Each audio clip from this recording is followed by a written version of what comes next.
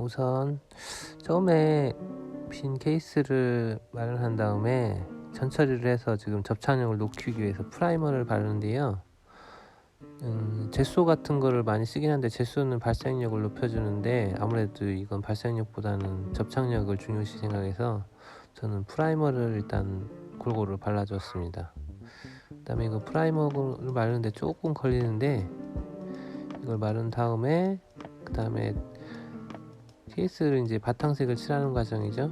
이 바탕색도 이런 코너 같은 데를 잘 꼼꼼하게 발라줘야 돼요. 근데 또 뭉치지 않게 바르는 것도 중요하고, 일단 저는 남는 그냥 살구색으로 칠했는데 뭐 바탕색은 가급적이면 조금 진한 색을 사용하는 게 사실 나중에 처리를 할 때 좀 티가 안 나고 그래서 사실 좋은데, 저는 그냥 색이 많이 남는 걸로 지금 칠을 하고 있습니다. 이것도 되게 꼼꼼하게 좀 뭉치지 않게 발라주는 것도 중요하고요. 또 덧칠을 자주 해야 되는데 꼭 마른 다음에 덧칠을 해줘야 합니다. 마르지 않은 상태 덧칠을 하게 되면 기포가 올라오고 이게 막 잘 찢어지게 되기 때문에 겹겹이 발라줘야 색이 잘 나오기도 하는데, 이걸 드라이기를 써서 말릴 수도 있는데 드라이기도 너무 강하게 가까이서는 쓰지 않는 게 좋아요. 그 다음에 이거는 밑그림을 그리는 과정인데, 저는 이 수성펜으로 했는데 수성펜을 사용하면 나중에 뭐 덧칠하는 과정에서 이게 수성이 번지게 되는데, 저는 그걸 생각 못하고 수성펜을 그렸는데 꼭 다른 분들은 유성펜을 사용해가지고 밑그림을 그려주는 게 좋을 것 같습니다.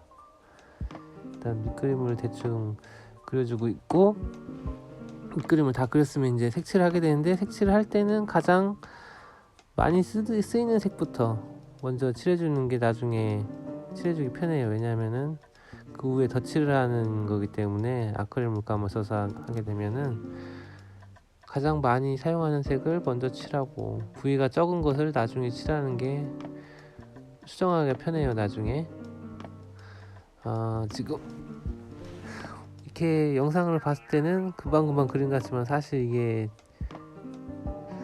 조금 사실 붓 같은 걸 이거를 코너 같은 데 칠하기도 좀 힘들고, 또 색이 잘못하면 올라오기도 하고 그렇기 때문에 사실 시간이 많이 소요됩니다. 이걸 말리면서 칠해야 되고, 더욱더 이게 유화 같이 그런 게 아니기 때문에 수정이 사실 나중에 하기가 쉬울 수도 있고 그렇지만 생각보다 쉽지 않아요. 일단 네오를 지금 2개 완성했는데 색이 좀 진한 것이 좀 더 깔끔해 보이지. 아무래도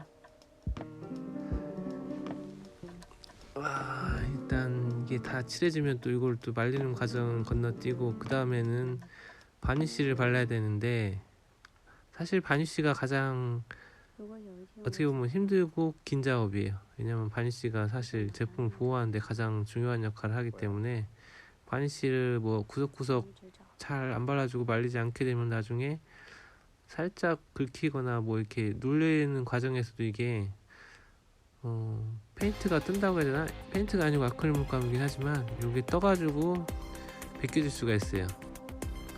지금 저는 일단 무광으로 바르는데, 지금 칠할 때는 유광으로 보이지만 말리면 이게 무광으로 죽습니다. 지금 특히 코너 같은데, 특히 핸드폰하고 닿는 끼우다가도 많이 이게 찢어질 수가 있어요. 그렇기 때문에 저 같은 경우는 이걸 한 3-4번을 발라주게 되는데, 말리는 게 적어도 2시간 정도는 말려줘야 돼. 한번 발랐을 때. 그 다음에 덧칠을 하고 그런 과정으로 지금 조금 건조하거나 바람이 잘 통하는 곳에 말리는 게 좋다고 합니다. 이런 거는 이렇게 해서 말리게 되는데, 근데 이런 것보다 사실 이렇게 페인트 라카 이런 걸 뿌리는 방법도 있다고 해요. 그래서 저도 이것도 한번 써봤는데, 일단 이건 유광 투명 라카고요. 당연히 라카는 실내에서 하면은 조금 냄새도 그렇고 잘못하면 큰일 나기 때문에 바깥에서 뿌려주는 게 좋고요. 이걸 근데 문제는 이거는 쉽게 뿌릴 수 있고 고루 뿌려지는 장점이 있는데, 사실 그렇게 내구성이 좋지 않아 가지고 또한 이게 좀 얇게 칠해져요, 생각보다.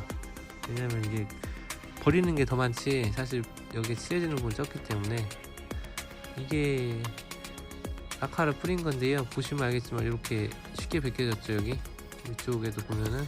그리고 아래쪽도 그렇고 뒤에 좀 들뜨는 부분이 나중에 생기더라고요. 살짝 굳는 과정에 제가 봤을 때는 이게 좀 얇게 칠해졌기 때문에 그럴 것 같은데, 이것도 한 두세 번 정도 칠해준 건데도 이렇게 되더라고요.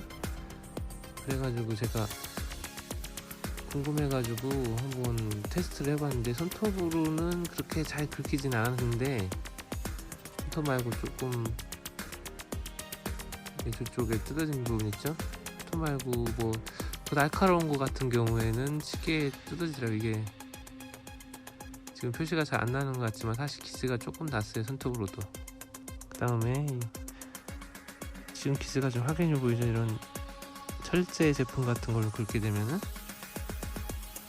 이거는 일단 못 쓰니까 벗겨서 다시 쓰든가 버려야 되겠죠. 이거는 일단, 그래서 아카 제품은 제가 일단 포기를 하고 다시 만든 것이 이 제품입니다.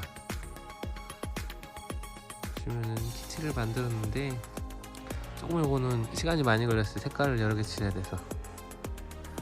이런 거 만드시는 분들은 일단 생각보다 이게 난이도가 있고, 저는 다시는 이거를 안 만드는 게 좋을 것 같다는 생각도 나중에 했어요.